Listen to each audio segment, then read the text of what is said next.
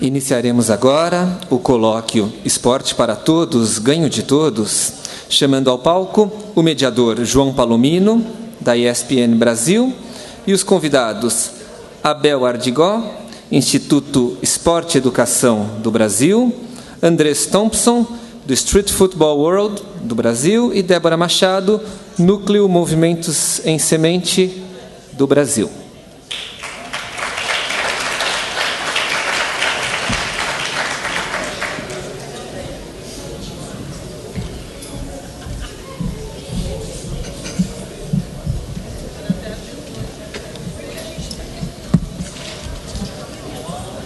Passamos a palavra para João Palomino.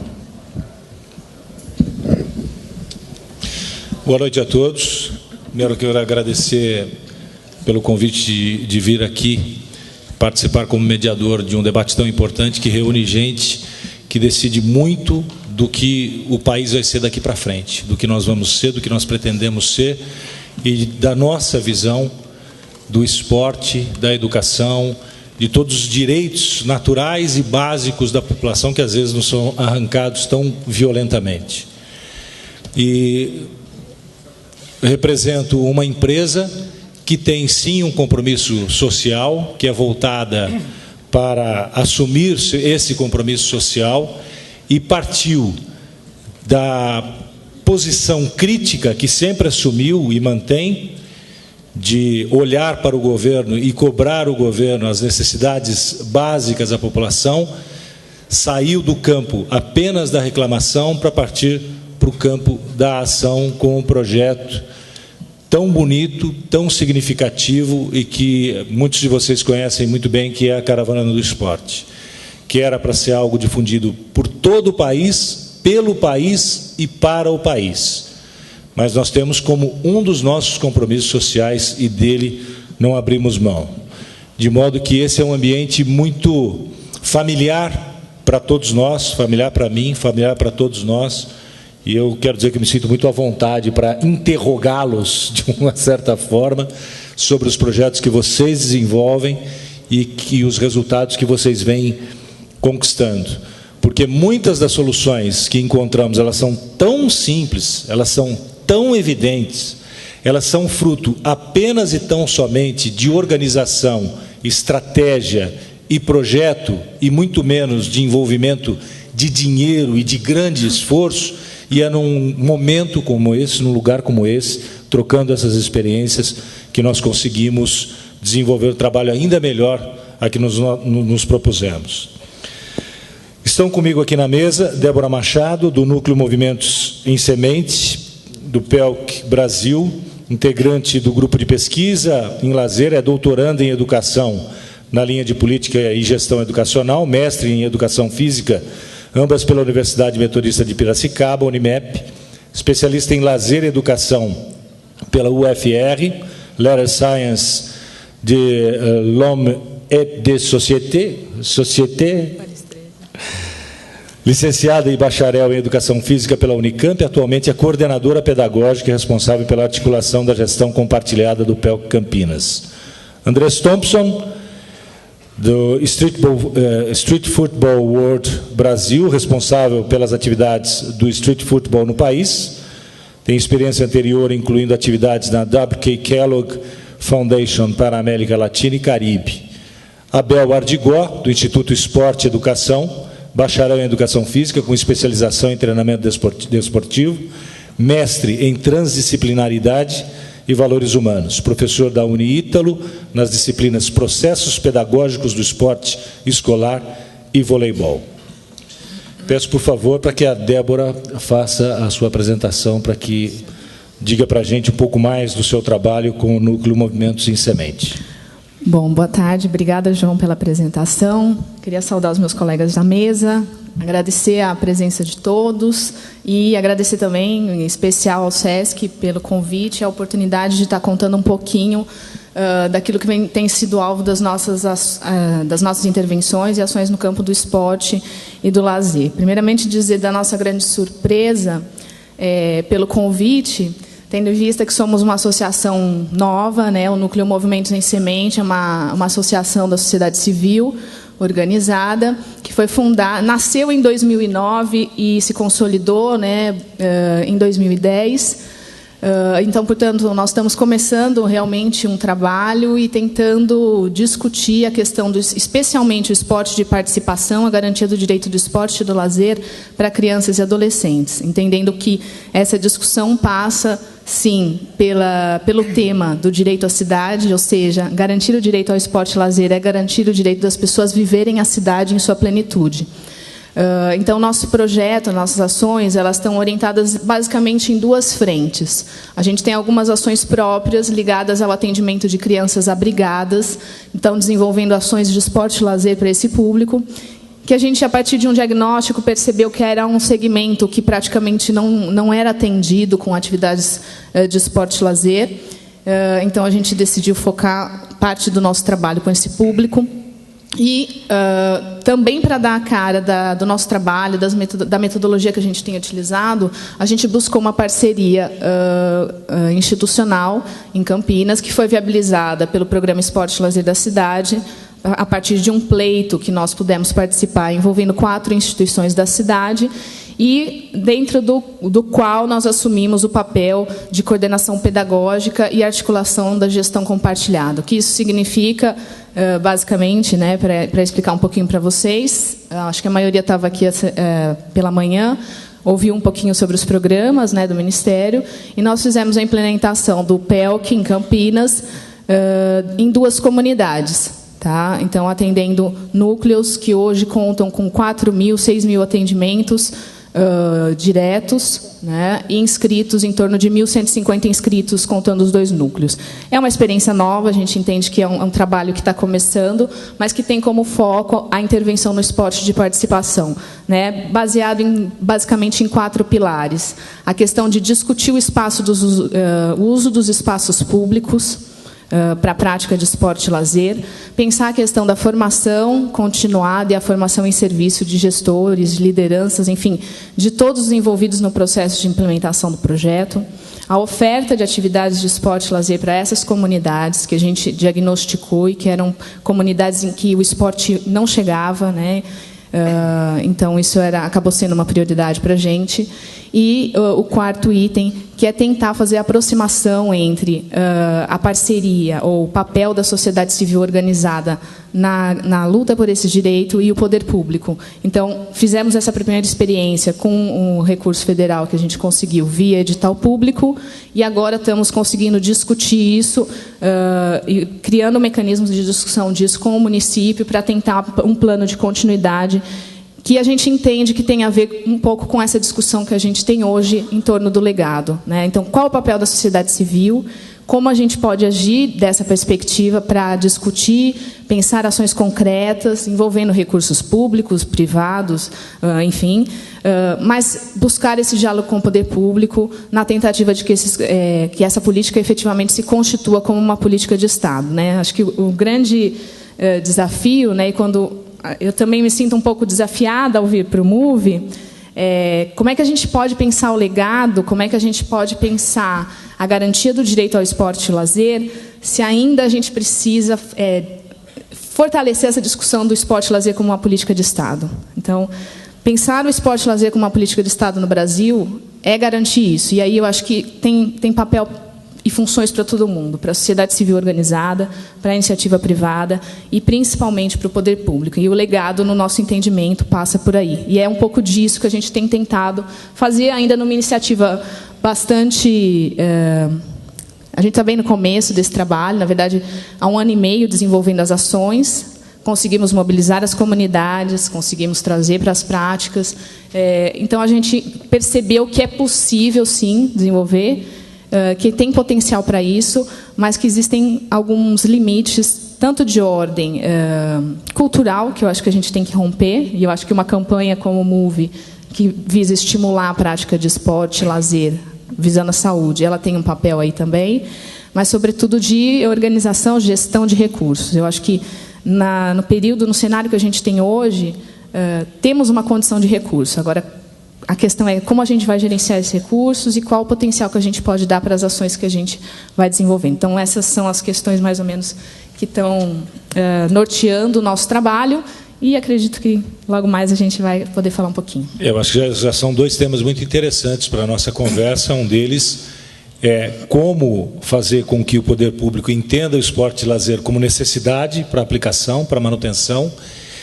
E o outro tema é essa palavrinha danada, né, que a imprensa esportiva comprometida com o seu papel absorveu e passou a cobrar rotineiramente do poder público. Legado. O que vai ficar depois de investimentos absurdos no esporte de alto rendimento, em praças de esporte, como aconteceu no PAN em 2007? Qual o legado? E essa cobrança ela tem de ser contínua, ela tem de ser perseverante. É um bom tema para a gente discutir. Aliás, depois nós esperamos a maciça participação de vocês. André Thompson, por favor.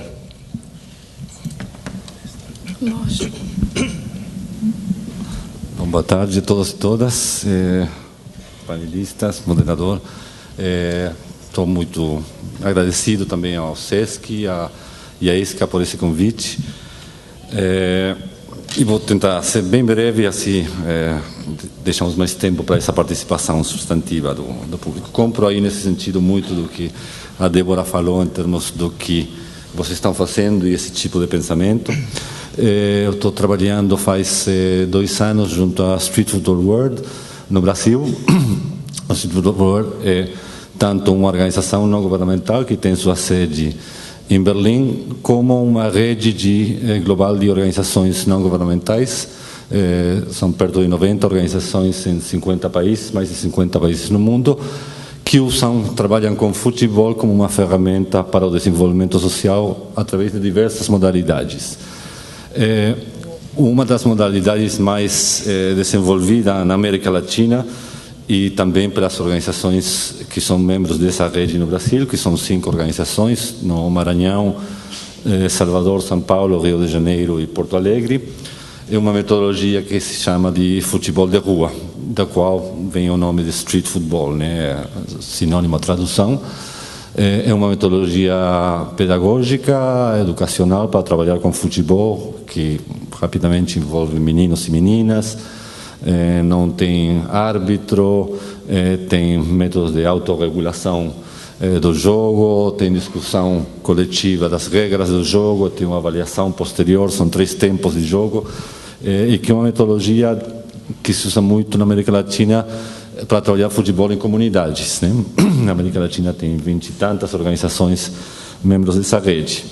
Desde 2011, Street Football World, abrimos um escritório no Brasil, que eu estou coordenando nesse momento, em função, obviamente, da Copa de 2014.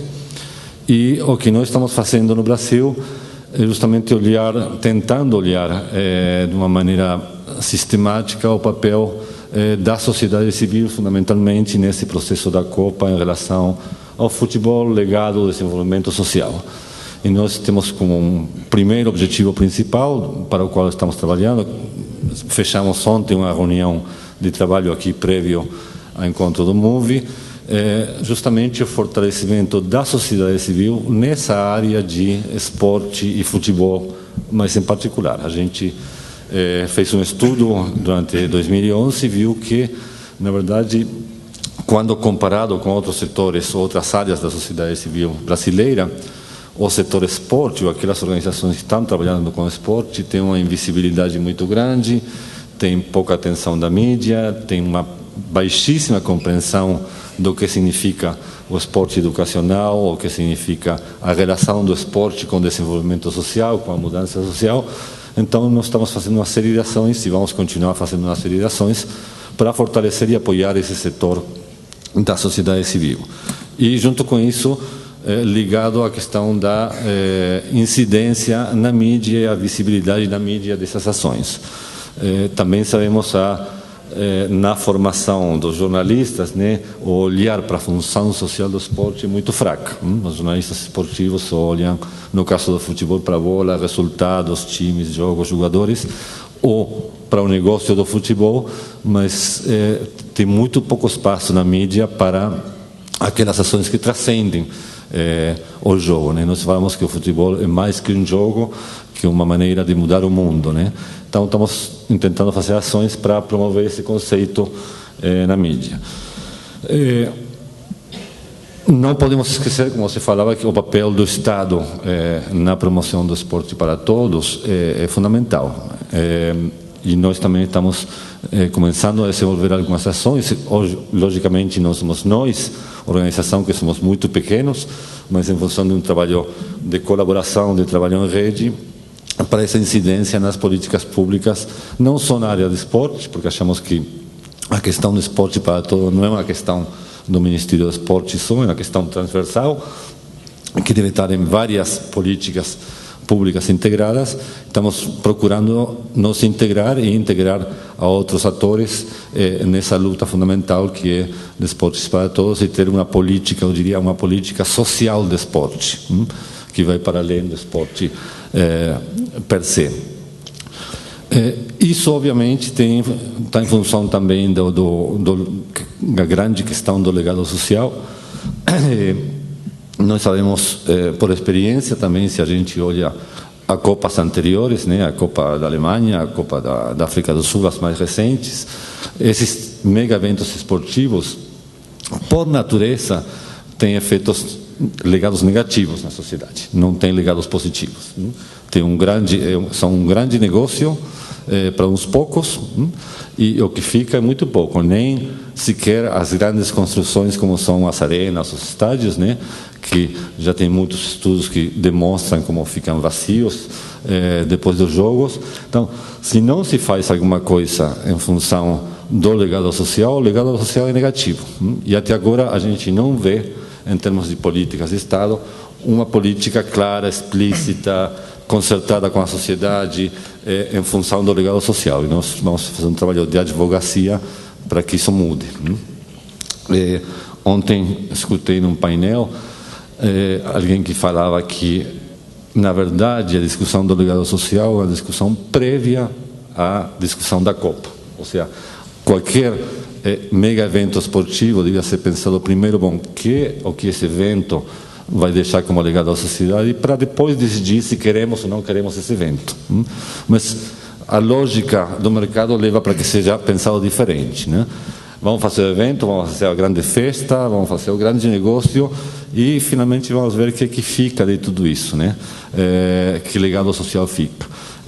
Alguém também ontem falou que a discussão do legado social, na verdade, era só uma expressão marqueteira para justificar o grande negócio. Então, acho que essa discussão ainda está muito fria no Brasil e acho que é função de nós todos aqui esquentar um pouco esse debate, né? E, finalmente, queremos também construir ações positivas, em função não só a mitigação do negativo, mas construir ações positivas em termos de do que falava anteriormente, de construir e ajudar a construir o fortalecimento da sociedade civil brasileira nessa área de trabalho de esporte e mudanças sociais. E, por último, que é uma outra área que ainda se fala pouco no Brasil, que é a questão da responsabilidade social no mundo do esporte. E aí estamos falando tanto dos atletas como das empresas ligadas ao esporte, das associações ligadas ao esporte, as federações, confederações, etc. Nós temos no mundo vários casos muito interessantes de clubes de futebol, de associações de futebol, de uniões de futebol que têm políticas explícitas e muito positivas de responsabilidade social. O Brasil tem avançado muito nesse campo na última década na área de responsabilidade social empresária. Eu diria até que é vanguarda na América Latina em termos de quantidade e qualidade de políticas na área de responsabilidade social empresarial, mas a gente não vê isso também no mundo do esporte. parece que o esporte é um mundo isolado nesse sentido, no campo empresarial, né? E nós queremos apontar para isso com várias ações. Paro por aqui e gostaria de entrar no debate depois. Eu estive na África do Sul, então eu sei exatamente o custo para o país para receber uma Copa do Mundo e o que restou para o país após a Copa do Mundo. E a frase que para mim foi marcante veio da ministra do Turismo da África do Sul, que ela disse que nós gastamos muito para pagar um comercial de 30 dias. Né? E parou no comercial de 30 dias. Hoje você vê estádios que vão ficar mais baratos para a África do Sul se eles forem demolidos, porque para sustentar aquelas construções é um dinheiro que o país não pode dispor, não tem como dispor. Abel Ardigó, por favor. Muito boa noite, muito obrigado pelo convite, muito obrigado, João. Estou muito à vontade para poder falar com vocês aqui. Como a Daniela colocou, como o Andrés colocou, eu tenho... me desculpa, Débora. Como eu tenho transcorrido e passado e caminhado por esse Brasil há algum tempo, e como o João mesmo disse, eu não venho aqui para falar, talvez, desse produto maravilhoso que é Caravana do Esporte, que pode ter uma relação educacional muito significativa para esse país, um marco. Quando o Andrés fala do futebol calerreiro, né, João?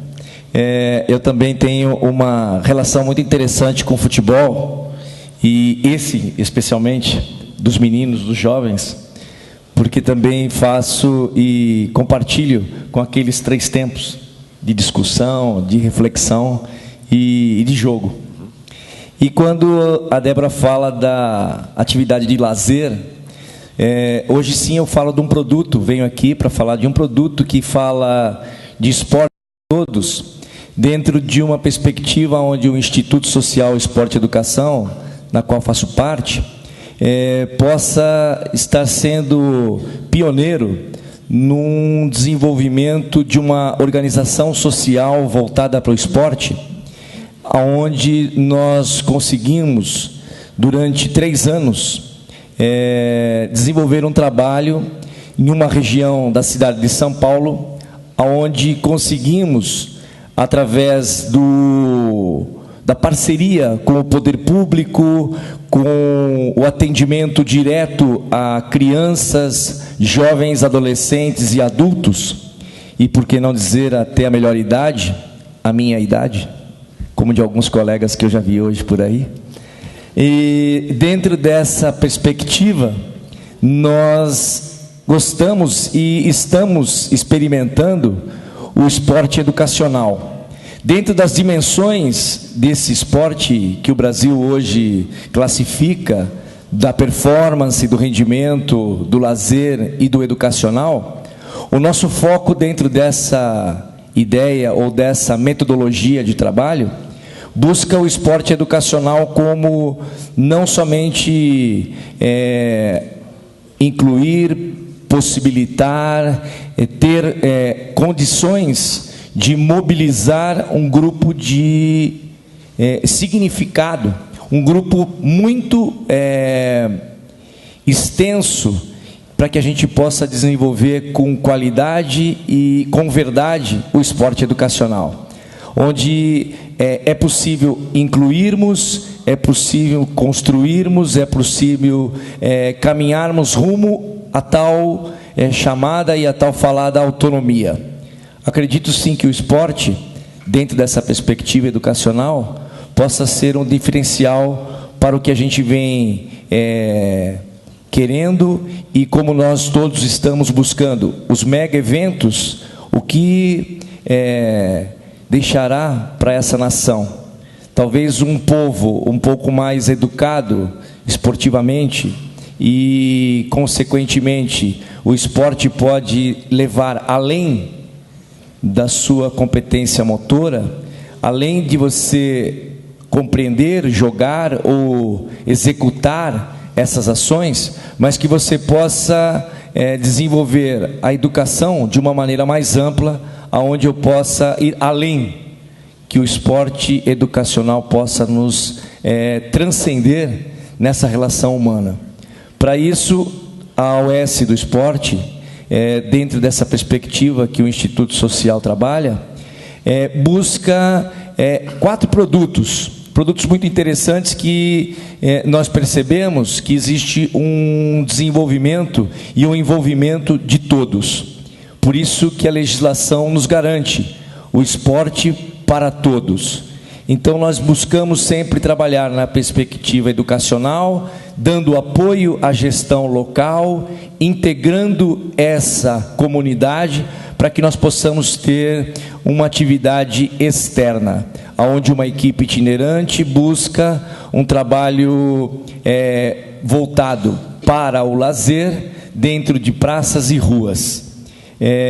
Eu acho que durante o nosso percurso a gente vai poder discutir melhor ou aprofundarmos um pouco mais sobre esse produto, uma OS do Esporte, que trabalha na perspectiva do esporte educacional, aonde uma comunidade de crianças, jovens, adolescentes e adultos e a melhor idade possa ser atendido com qualidade, aonde esses líderes locais possam ter um apoio, uma formação, aonde os profissionais que trabalham nesse grupo ou nesse formato possam ter uma formação continuada, significativa e expressiva. E dentro desse contexto a gente pode fazer política pública com qualidade. Eu acho que é isso. Deixa eu fazer uma provocação aqui. Porque em um dado momento da nossa vida, da vida de todos nós fomos impactados com esse desejo de construir um projeto, de usar qualquer que fosse o meio para diferenciar, para mudar a vida de alguém que é indefeso, que muitas vezes tem os problemas dentro da própria casa e precisa do amparo da lei, o amparo do Estado, o amparo dos próximos, para que não venha a sofrer as consequências futuras da desassistência que existe. Nós fomos tocados por isso, nós fomos convencidos de que nós teríamos que frequentar um lugar como esse, desenvolver qualquer que fosse a atividade, usando qualquer que fosse o meio. Aqui eu vejo o esporte puramente como um instrumento, porque o que não se deseja é que o esporte seja um instrumento de formação, formação que eu digo, a formação para alto rendimento. O esporte como instrumento de formação humana. O esporte como instrumento de defesa da vida, de defesa da sociedade, de defesa de princípios, de defesa de companheirismo, de regras e tudo mais. Nós fomos convencidos, mas me parece que, vez por outra, qualquer que seja a entidade, esbarra na dificuldade de mostrar o seu trabalho, o resultado que consegue e convencer alguém mais de que aquilo é importante. Nós estamos convencidos. Talvez essa pergunta valha $1 milhão, mas como convencer quem tem sim condições de dar suporte, seja no âmbito público, seja no âmbito privado? Qual é o mecanismo, o instrumento que a gente vai bater nas costas de alguém e dizer assim, vamos lá, vamos junto? Vocês têm experiência nas instituições de vocês? Débora, por favor. Bom, vamos lá. Se vale $1 milhão ou reais? Então é bom porque a gente pode investir no esporte. É uma diferença abissal, né? Bom, vamos lá. Vou tentar responder um pouquinho a partir da nossa experiência. Por sermos uma instituição, uma associação nova, vamos dizer assim, com 2 anos aí de trabalho, a gente passou por todos os tipos de convencimento possíveis, né? Desde convencer que a discussão em torno do esporte e do lazer era importante, porque o nosso foco de parceria hoje está ligado às organizações não governamentais que atuam no campo da assistência social, né? Então, desde convencer que era importante um trabalho de esporte e lazer, sendo desenvolvido com uma proposta pedagógica que tivesse preocupada com esse trato, né, do esporte como um instrumento de educação para a cidadania mesmo. Então, a gente teve que passar por um primeiro momento de convencimento das próprias instituições para acolherem a nossa proposta, uma vez que a gente já tinha concorrido ao edital público, tínhamos sido aprovados, né? E talvez anterior a esse processo de convencimento, quando a gente firmou a parceria, né, do Movimentos em Semente com o Instituto SOS Pequeninos para pleitear o edital aberto, que é público, do Ministério do Esporte, a gente ali também tinha clareza de que não era possível fazer sozinho, né? E que, portanto, a gente precisava unir forças para levar essas propostas. No nosso caso, até por isso, talvez a minha fala seja um pouco diferente dos demais, a gente fez esse caminho via edital público, via recurso público federal, via orçamento federal. Mas a gente entende que esse processo de convencimento, necessariamente, ele passa pela demonstração de resultados concretos. Eu acho que cada vez mais, hoje, a gente está fazendo um outro movimento, que é de tentar parcerias no âmbito municipal e com a iniciativa privada, e aí a gente precisa de todos os resultados consolidados. Então, não é uma coisa fácil. Eu acho que não tem uma regra. Eu acho que se a gente for fazer essa parceria, se for um processo de convencimento das entidades que vão acolher os projetos, você tem um mecanismo.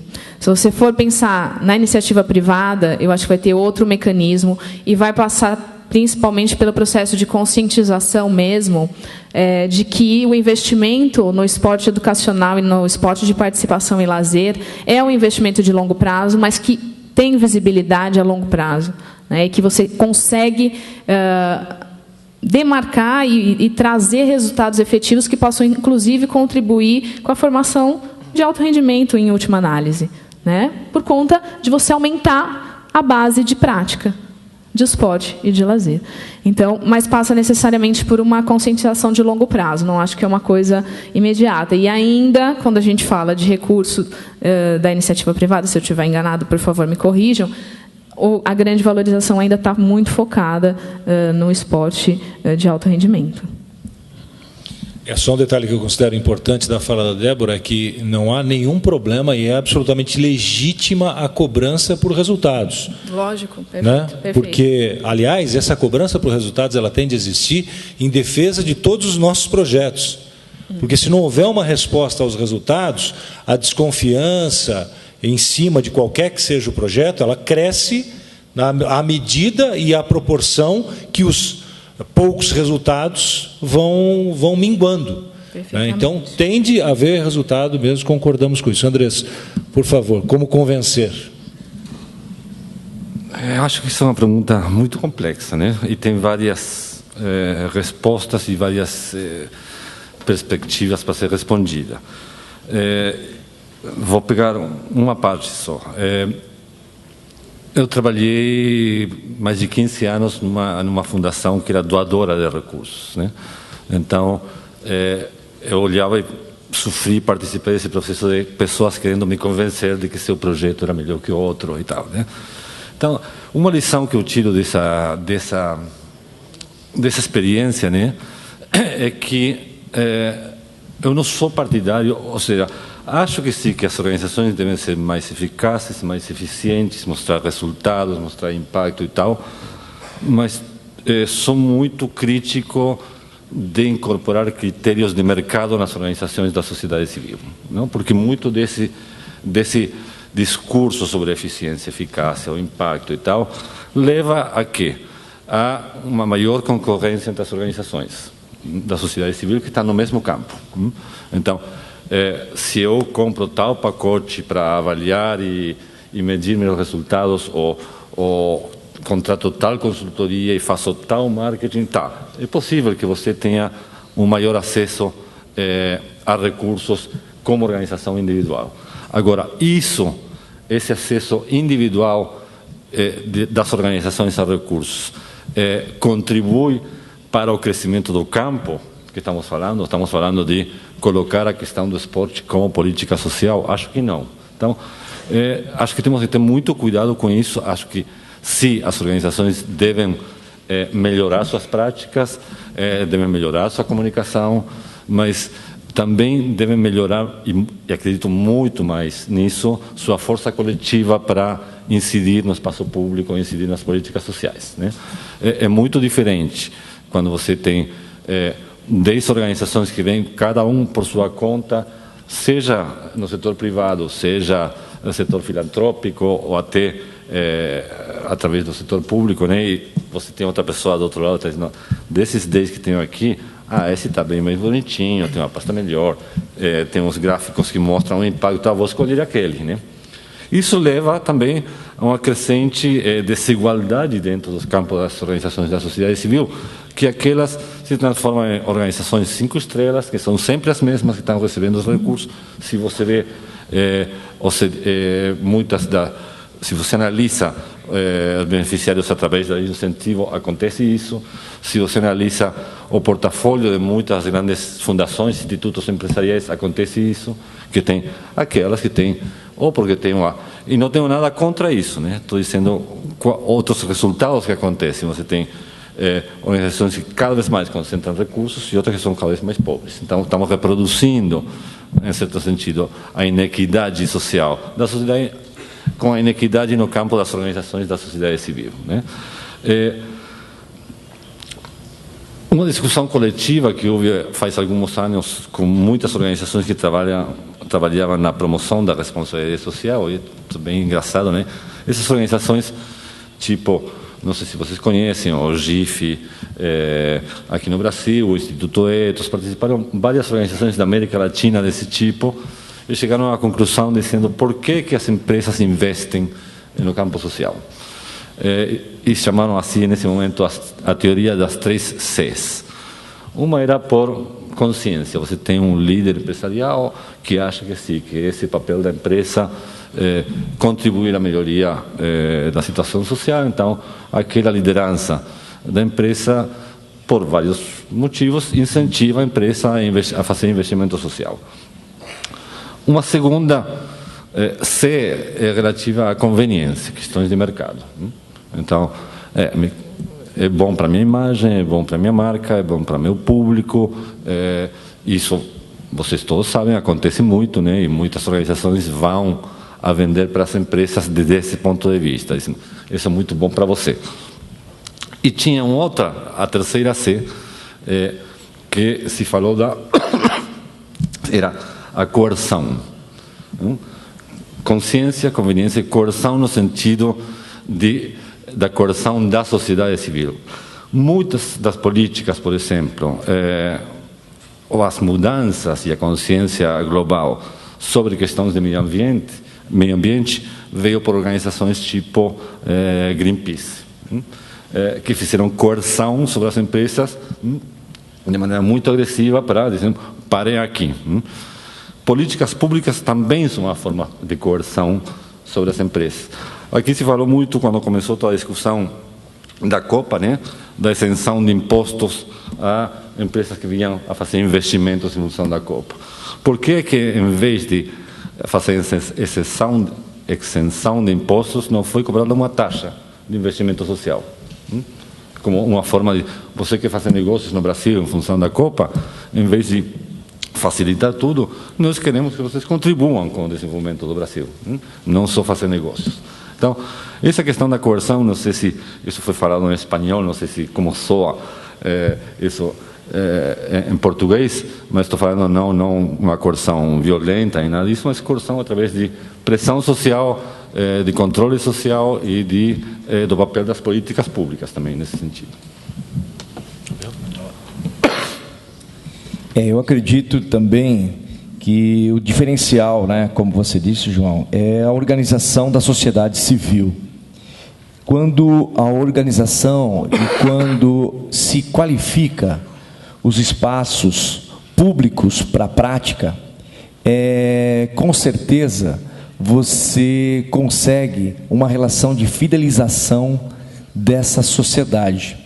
Acredito também que para que nós possamos ter uma qualificação desses espaços, nós também devemos passar pelos profissionais, aonde a formação e a qualificação desse profissional possa ser adequado a essa ação. Isso dentro de uma organização onde o plano de trabalho possa ter sistematização de indicadores e de instrumentos, onde eu posso alimentar a base dessa prática. A base dessa prática nada mais é do que uma ação organizada de uma comunidade que possa fortalecer e mostrar. Acho que o grande problema é esse, é como eu divulgo essa amostragem, como eu participo para um investidor ou para o poder público enquanto também investidor, é uma relação de quantificar um bom resultado. O que seria um bom resultado? Um bom resultado nada mais passa do que pela transparência de uma prestação de contas, onde eu possa sinteticamente analisar, perpetuar e poder mostrar com clareza o que está sendo desenvolvido. Quando nós conseguimos esse tipo de ação, sem dúvida nenhuma, temos que quase que garantido essa possibilidade de fidelização, João.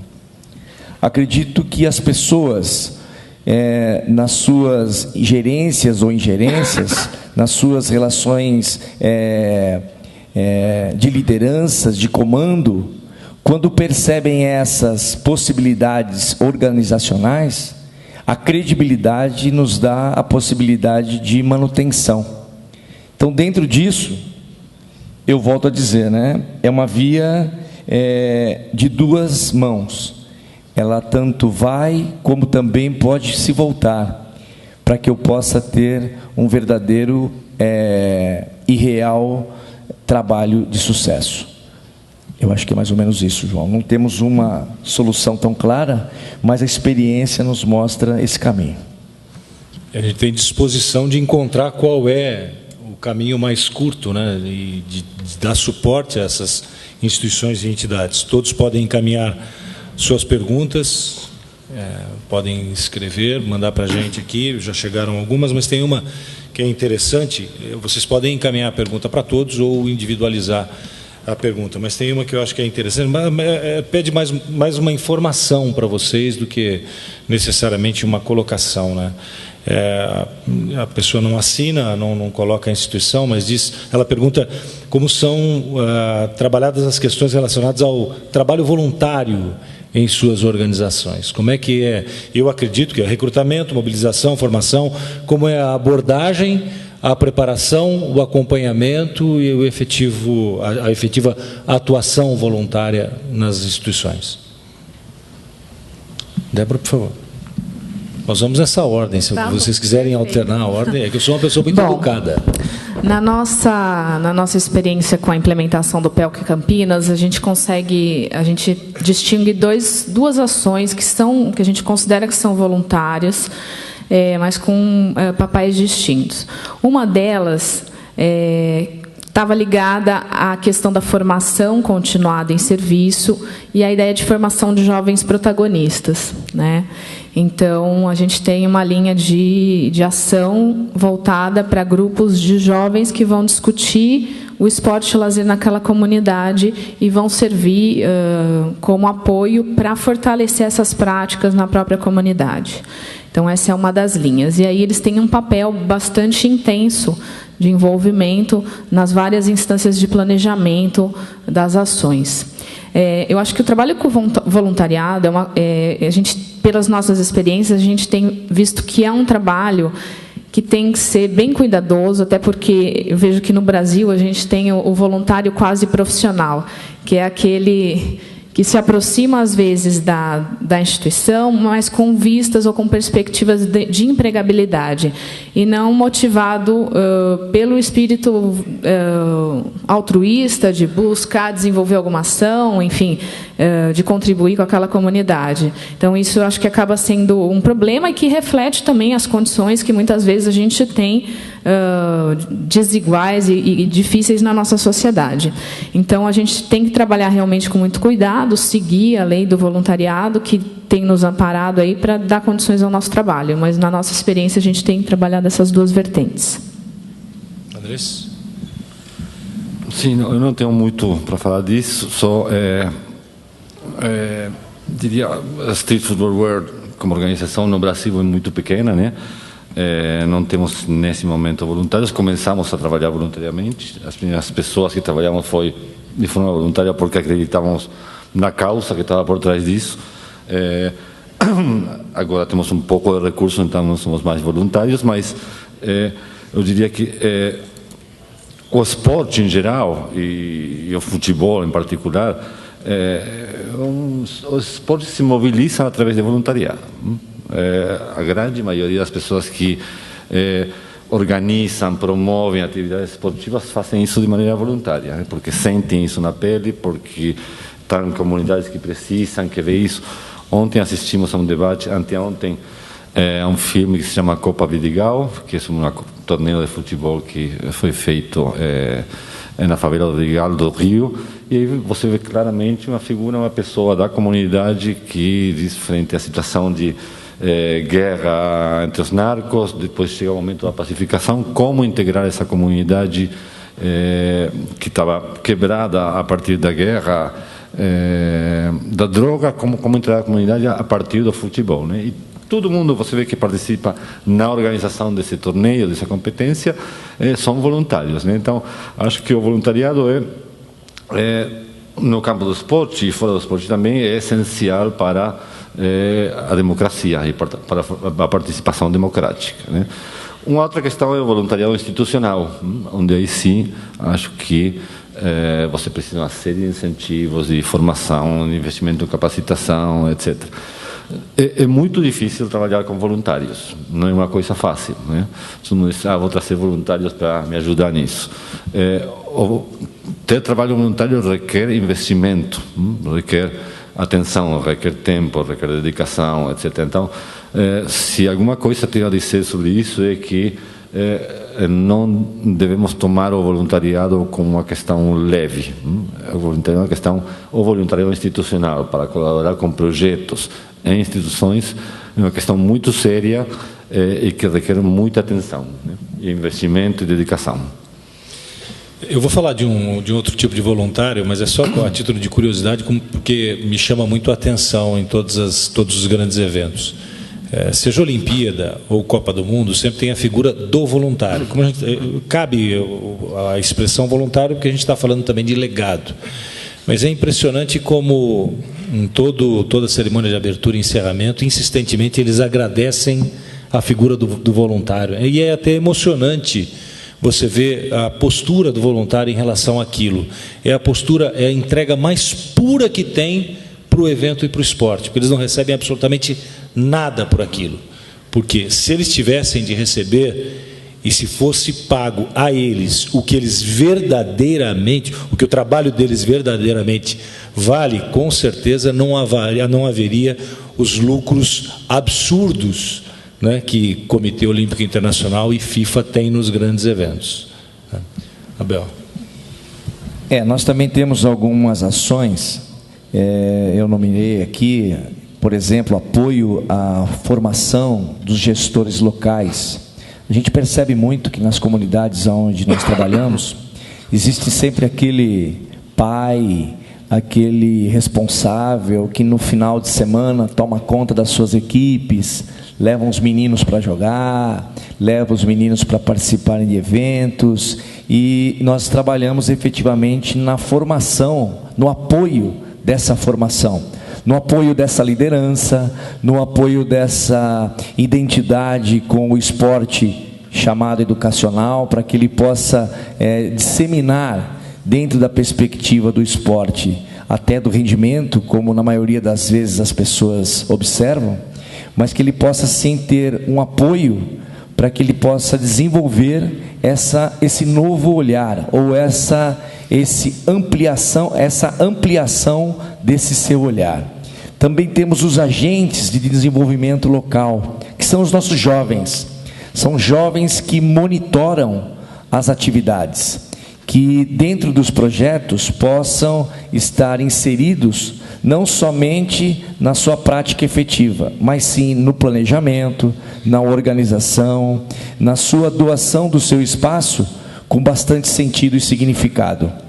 E também, como a Débora falou, nos eventos pontuais, nos eventos em que o voluntariado aparece de uma maneira específica, onde ele consegue, por um determinado evento, ou determinado momento, ou determinado tempo, colocar à disposição do projeto, à disposição da atividade, à disposição do evento, o seu coração, como o João falou, é o momento mais interessante e mais gratificante dentro de uma participação e dentro de um projeto, principalmente se ele for social e se ele atingir de verdade essa relação de comunidade. O Andrés, por favor, você queria falar? Sim, não, queria, já que você já tocou o tema aí do voluntariado nos mega-eventos, né? Vocês viram aí, a FIFA convocou faz pouco tempo um boom assim, de pessoas que se inscreveram para ser voluntários, né? Eu acho que esse é um debate que o mundo do esporte merece fazer, e não só o mundo do esporte, o mundo da política, né? Porque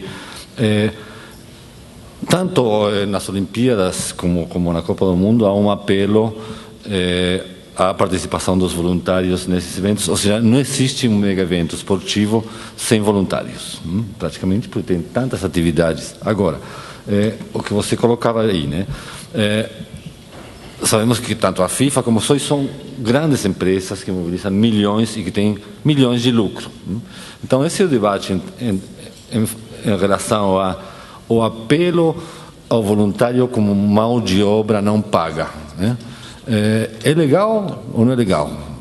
É uma boa questão, porque se apela ao trabalho voluntário como a pessoa se sente participando, tem a esperança, a ilusão de que vai ver um jogo da Copa, quando a grande maioria não vai ver, até aqueles que estão no estádio estão olhando para a plateia e não para o jogo, né? Por questões de segurança, etc. Então, acho que esse é um debate interessante no sentido de que o apelo ao espírito de competição, do esporte, da festa e tal, para trazer trabalho voluntário, de fato, significa, em termos econômicos, a poupança de mão de obra, né? E, portanto, ganhos para as empresas e para as organizações que estão por trás. Seria muito interessante, por exemplo, se dissesse, aquele voluntário vai porque quer colaborar com o evento, quer participar, sente isso, né? Então, vamos fazer a conta quanto custa isso em termos de mão de obra e vamos pedir para aqueles que organizam os eventos fazer uma doação equivalente a essa mão de obra de trabalho voluntário, por exemplo, que isso não seja traduzido ao lucro da FIFA ou do COI ou dos parceiros e dos partners dessas empresas. Seria interessante colocar esse debate. Sabe que a FIFA vai te responder? No meu, não. No meu, ninguém mexe. Não, mas esse papel da sociedade civil também. A postura da FIFA é essa. Sabe, não ficar calado com isso. Não só dizer, estou contra. Né? Acho que é uma questão que um espaço de disputa. Né? Queria só complementar um pouco essa fala da questão do voluntariado, porque realmente é uma coisa muito tensa, né? E a gente tem até preferido, temos utilizado mais o termo esporte de participação do que o esporte para todos, por entender que essa questão da participação ela é uma conquista, né? E se ela é uma conquista, ela tem a ver com o fazer parte, como eu me sinto parte de um processo. Então, quando a gente pensa o voluntariado dentro das nossas ações no projeto, a gente tem o cuidado de tentar delimitar claramente assim, qual o papel que ele vai desempenhar nesse conjunto, nessa obra. E, de forma alguma, deixar de garantir que as equipes técnicas especializadas estejam presentes. Eu acho que essas duas coisas elas são importantes, mas também compartilho que se a gente pensa em grandes eventos que envolvem tantos montantes de dinheiro, a gente poderia pensar que esses voluntários poderiam ser minimamente recompensados, né, de alguma forma. Muito bem. Educadores da ONG Social Bom Jesus. Eles perguntam a todos: na opinião dos senhores, por que existe hoje no Brasil uma desigualdade na valorização do profissional do terceiro setor? Entre parênteses aqui, piso salarial e carga horária. Sabendo que o trabalho desenvolvido nesse setor é transformador e agregador de valores éticos, morais e sociais, Por que o governo não se atenta e valoriza o profissional que se dispõe e trabalha no setor social, pois automaticamente estará investido também em educação, saúde e inclusão do indivíduo na sociedade? Eu estenderia isso aqui, inclusive, a todos os profissionais ligados ao setor público, né, que se sentem subvalorizados. Débora? Pode ser? Vamos lá. Estão me dando a tarefa sempre de começar, né? Vou começar a mudar. Entendo que essa dificuldade que a gente tem, não acho que é só no terceiro setor. Se a gente olhar para a área da educação física, ainda a gente tem muitos problemas em relação a isso. Mas, historicamente, a gente tem que entender que a assistência social, não só, especialmente no Brasil, ela tem essa característica de um atendimento que é muito mais de cuidado, né, do que, efetivamente, socioeducativo. Então, se é do cuidado, é uma ideia de uma rede de proteção social. E essa proteção, dentro dessa perspectiva, ela teria uma função que, historicamente, tem uma hierarquia um pouco inferior, ou é considerada como algo menos importante. E eu acho que isso acaba se refletindo, de alguma forma, na remuneração desses profissionais, né? Hoje se discute, por exemplo, né, atualmente estou fazendo doutorado na área de política e gestão educacional, a passagem das instituições de educação infantil para o setor da educação, porque até então elas eram tratadas como campo da assistência, e com uma perspectiva de cuidado. Ponto. Então, toda essa discussão educativa e socioeducativa que aparece muito claramente na fala dos colegas e na nossa proposta, até então é uma coisa que precisa se fortalecer no terceiro setor, para que não se enfoque estritamente a questão do cuidado. E eu acho que, com essa discussão, a gente tende também a conseguir algumas conquistas em termos de uma melhor valorização dos profissionais. Não acho que seja só a discussão, mas a ação concreta, com resultados, o processo de convencimento, né?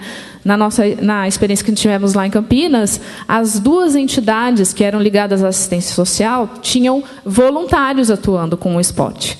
Então, depois de 1 ano e meio da nossa intervenção, agora o plano de continuidade que as instituições estão propondo prevê, numa delas, a contratação de 3 profissionais de educação física e, na outra, a contratação de 1 profissional. Além dos jovens protagonistas que foram mobilizados, além dos voluntários que continuam nas comunidades e foram mobilizados.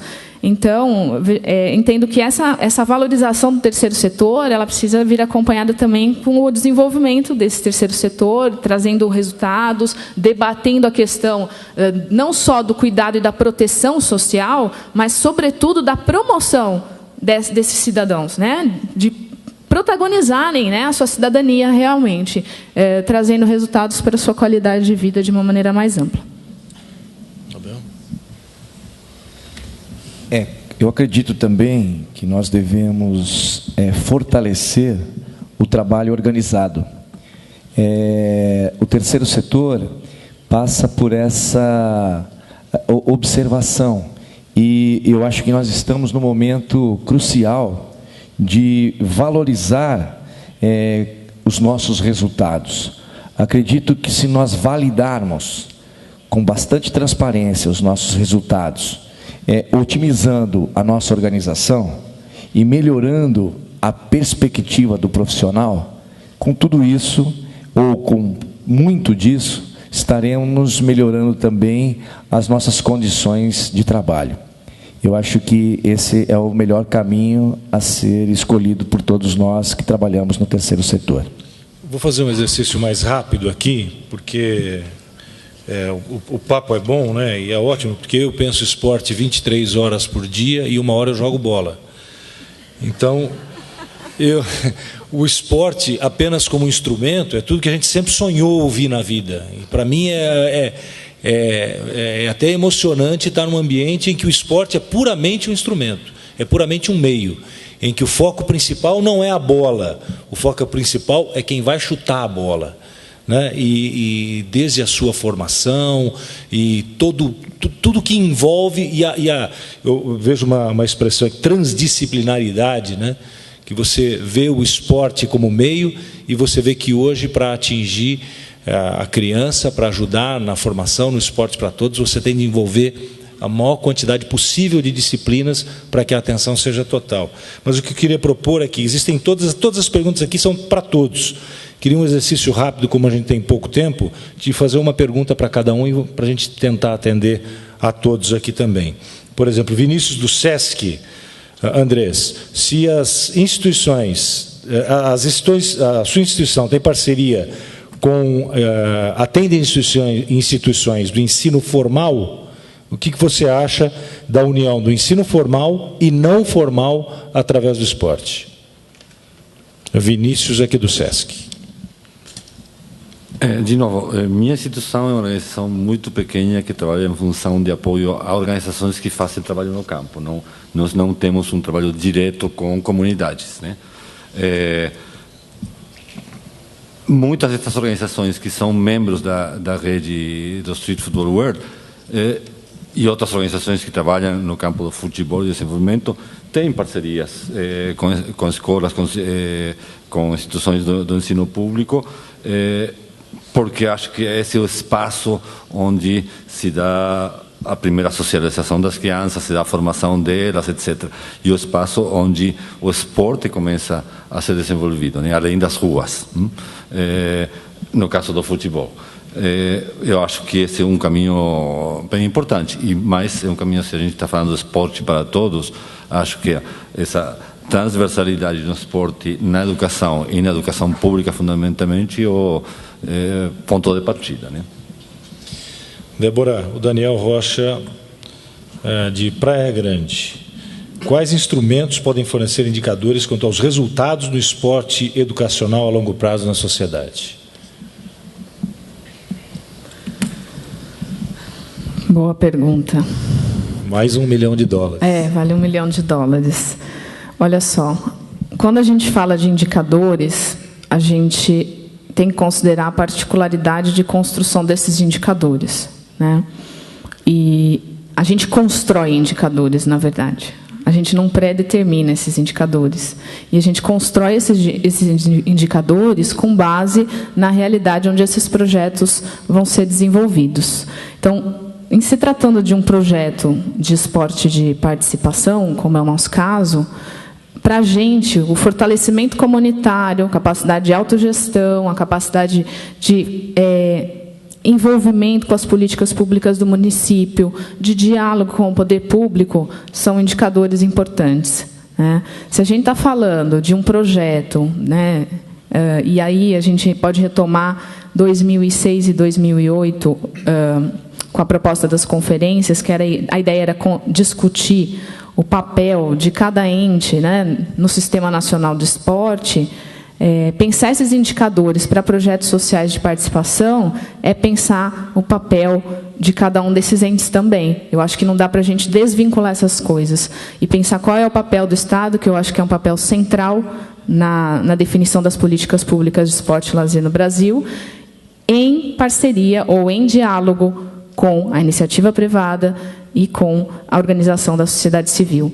Então, a gente não posso dar indicadores aqui, porque eles são construídos, e eu acho que para a gente pensar a construção desses indicadores a longo prazo, para a gente consolidar uma política que seja efetivamente de Estado, né, a gente precisa estar atento ao papel que o poder público exerce também.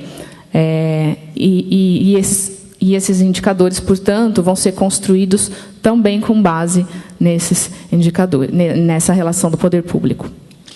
Isidoro Cruz Neto, da Universidade Federal do Maranhão, pergunta a Abel: até que ponto a concentração de financiamento de projetos sociais em determinadas regiões do Brasil reforça a desigualdade?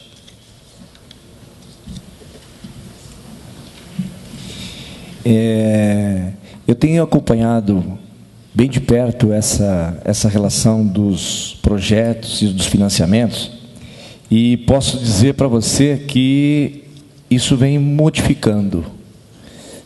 Modificando na perspectiva de que projetos hoje do Nordeste chegam aos financiadores com uma maior qualidade.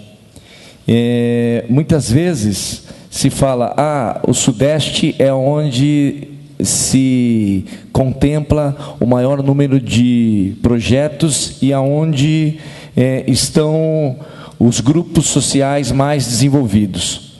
E na realidade, isso não relaciona dentro de um olhar onde a melhora ou onde a eficácia de projetos possam estar sendo desenvolvidos. Eu conheço muitos projetos no Norte e no Nordeste. Eu tenho visitado nesses últimos anos. Nós tivemos uma possibilidade de conhecer Boa Vista do Ramos, a 18 horas de barco de Manaus, com essa atividade da Caravana do Esporte, e eu posso garantir a você que lá existia e existe projetos, existe qualidade de projetos e existe financiamento de projetos. Então eu acredito que se nós, voltando a repetir, nos organizarmos, planejarmos um trabalho com eficácia, teremos sim uma ação bem diferente, não só no Nordeste, mas como no Brasil inteiro. Stinbil, DGI. Andrés, todos têm dito nesse evento sobre os legados dos mega eventos esportivos, Copa e Jogos Olímpicos. Nesse contexto, é possível um legado positivo para a população e para as propostas de esporte para todos, se nos anos pré-eventos ocorrem obras e construções não sustentáveis, ocorrência de corrupção, desrespeito aos vizinhos do entorno dos projetos arquitetônicos? Até já falamos sobre isso, né? Sobre a despreocupação com o legado, e você defende exatamente qual vai ser o legado para depois se decidir receber um evento ou não. Eu já falei sobre isso, né? Acho que estamos tarde para construir um legado positivo, né? Já está em andamento toda a maquinária de essa que é colocada aí nessa pergunta, né? De remoções, de negócios, de lucro, etc. E nós, como sociedade civil, também chegamos tarde nessa discussão. Acho que devíamos ter entrado muito tempo atrás, desde o momento que foi a candidatura do Brasil para os 2 mega eventos. Esse foi um momento onde a sociedade civil nem olhou para isso, ou seja, todo mundo celebrou essa conquista, né? Quando era o momento se decidiam as coisas, porque na proposta do Brasil para trazer a Copa do Mundo aqui, tinha a letra pequena que falava de todas essas coisas já, e com a qual se acordou isso, né? Se aceitou os condicionamentos para que tudo isso acontecesse, desde as grandes obras de infraestrutura urbana, a renovação, construção de novos estádios, até a não venda de acarajé em Salvador durante a Copa. Isso estava tudo na letra do contrato com a FIFA, né? Que tem exclusividade para os parceiros, para vender comida, para vender bebida, que tinha que mudar a legislação, etc. Então, acho que a sociedade civil, que em certo sentido aí também revela a fraqueza que ainda tem nessa área de esportes, né? Bem que hoje temos uma rede como a REMS, que temos atletas, que temos uma rede sendo criada em torno do futebol, muita mais visibilidade para as organizações, mas nós devíamos ter tido essa discussão aqui 5 anos atrás, dizendo, vem a Copa, vem os Jogos Olímpicos, né? Como incidir antes que isso seja tudo feito. Ainda podemos fazer algumas coisas, né? E tem muitas organizações aqui presentes que estão fazendo coisas para ter uma incidência nas políticas públicas, no campo da sociedade civil, no campo da investimento social privado, etc. Mas é muito menor a margem que temos agora que 4 anos atrás. Um dos pratos típicos na Inglaterra, agora para as Olimpíadas de Londres nós vimos isso, é o fish and chips, né? Peixe com batata, né? Na Inglaterra foi só fish, porque chips tinha que ser do McDonald's. Se não fosse do McDonald's, não podia ser. Débora, o tema do colóquio Questiona-se o Esporte para Todos é ganho de todos. Com esse questionamento e a partir das experiências de vocês, quem são os ganhadores, os perdedores, os perdidos? No trabalho com os esportes, na perspectiva do para todos, qual o caminho para o ganho ou para a vitória? Aí é a resposta que vale 1 milhão. Se eu ganhar todos os milhões prometidos aqui, gente, estamos bem no esporte.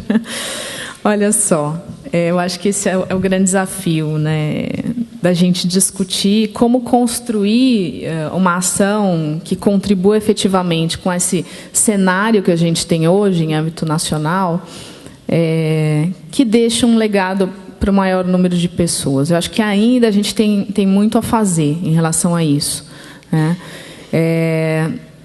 A gente percebe que, muitas vezes, a própria população, de maneira geral, ainda tem uma compreensão do esporte bastante restrita e que pode ser ampliada, né? E aí a gente vê o papel que a mídia pode exercer, né, difundindo novas modalidades, levando uma discussão sobre outras propostas e ações, o papel das universidades, né, o papel das prefeituras, o papel do governo federal na promoção dessas ações.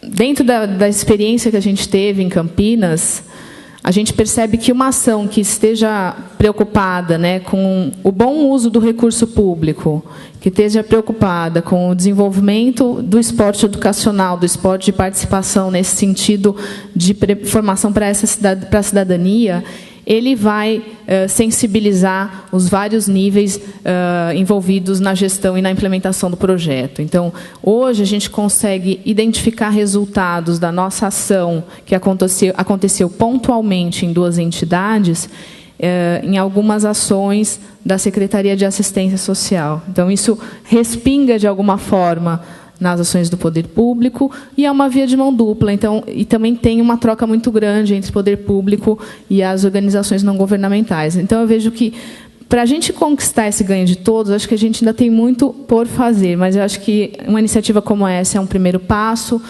Eu acho que todos que estão aqui, de uma forma ou de outra, estão aqui preocupados com essa discussão, para tentar minimamente contribuir dentro desse coletivo, né, com uma construção de um legado, de algo que fique efetivamente para as comunidades onde a gente desenvolve as ações, e, no caso da Copa e das Olimpíadas, para que fique algum tipo de legado efetivo para a população. Não apenas a infraestrutura, mas, efetivamente, uma nova ideia da prática de atividade física, de esporte, de lazer, para que a cidade possa viver o esporte e o lazer de maneira mais efetiva.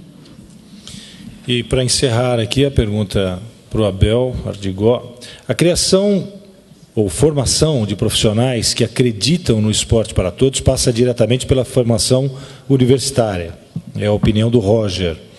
Aí ele pergunta: você acredita que as graduações em educação física e esportes caminham nessa direção? A formação caminha nessa direção? Roger. Roger, eu tenho percebido, sim, que a universidade ela ainda passa por algumas dificuldades no entendimento dessa formatação de uma política onde o esporte de base possa ser o esporte que vá diferenciar a toda a população, onde todos, tendo um esporte de lazer e de educação, o esporte educacional, possa caminhar para que todos ganhem. Eu vejo que na universidade, eu faço parte até desse processo, vejo que, tanto quanto eu e alguns colegas, vem buscando essa ideia de que a atividade física, dentro de uma base onde eu proporciono uma ação efetiva de todos os participantes, sem a preocupação de levarmos ao pódio ou ao alto rendimento, como chamamos, mas possamos, sim, fazer com que todos possam conhecer e vivenciar o esporte para todos no aspecto de ter a possibilidade de escolher. Quando eu escolho aos finais de semana que eu vou fazer um triatlon lá com meu filho, eu tenho essa possibilidade e esse prazer dentro do meu lazer, e eu tenho um entendimento enquanto espécie humana, enquanto ser humano. Eu acho que nós precisamos, e a universidade vem buscando isso, quebrar esse tabu ou esses paradigmas de que o esporte leva sempre ao rendimento. O rendimento é o meu caractere, é o meu DNA, é a minha vontade, é a minha determinação em jogar ao final de semana a minha pelada com os meus amigos. Isso, se todos nós tivermos, profissionais da educação física, o entendimento, teremos atletas, sim, de rendimento, com muito maior compreensão e com muito mais qualidade. Porque acredito que se todos passarem pelas escolas, pelas organizações, vivenciando o esporte educacional e o esporte de lazer, ele terá um sentido muito interessante quando ele chegar ao esporte de performance. Ele vai entender, compreender o porquê que ele está ali. E a universidade tem o seu papel. Acredito que estamos sim no caminho. Ok, Roger? Ao final desse colóquio, eu queria pedir para que os três fizessem um breve balanço, rápido balanço do que viram aqui, do que pretendem e do que vislumbram para as suas instituições. Começaria com você, Andrés, por favor. Já que a Débora reclamou tanto de ser sempre a primeira. Mas agora é o melhor momento. Não, eu diria como conclusão, né, que frente à pergunta, que era a pergunta essencial do painel de quem ganha com o esporte para todos, creio que a gente tem que diferenciar que tem diferentes ganhos, né? Tem ganhos que são monetários, que são lucro, tem ganhos para a sociedade, tem ganhos para a democracia, tem ganhos para a cidadania. Tudo depende de como a gente se coloque, que tipo de ações faça, né? Minha expectativa, minha ilusão é que a partir do trabalho das organizações da sociedade civil, como as que estão aqui na mesa, a gente, através do esporte, possa contribuir para um Brasil com maior democracia, com maior justiça e com maior equidade. Essa é a minha aspiração. E aproveito esse momento, também gostaria de agradecer ao nosso intérprete aí, que tem ajudado muito para facilitar esse diálogo. Além de você, João. Obrigado, Andrés. Abel, por favor. Eu gostaria até de agradecer as perguntas, a participação de todos e convocar realmente a todos vocês que estão aqui. Eu acho que essa discussão, essa reflexão é quem vai fazer a diferença, porque tenho certeza, nunca mais seremos, após esses 2 mega eventos, o que somos hoje. E nós, enquanto profissionais da área de educação física ou da área da atividade física, como possamos chamar, todos que estamos aqui, temos um compromisso e uma responsabilidade muito importante. Foi como o Andrés falou, nós estamos atrasados. Eu também acredito que sim. Mas nós podemos, sim, fazer algo com qualidade, para que o legado desses 2 mega eventos possam refletir de verdade no nosso povo, na nossa comunidade, nos nossos jovens e nos nossos líderes. Vai depender muito do nosso envolvimento, da nossa força de vontade e da nossa capacidade de trabalho, de organização e de seriedade, porque tenho andado muito por esse Brasil e posso dizer a vocês, o brasileiro ainda é um povo sério. Boa noite, obrigado. Débora, por favor.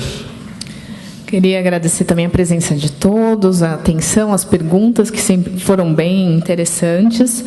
Eu acho que quando a gente se dispõe a vir para um debate como esse, a gente sai enriquecido, né, porque é a oportunidade de encontrar trabalhos muito bacanas sendo desenvolvidos, ouvir outras experiências, né?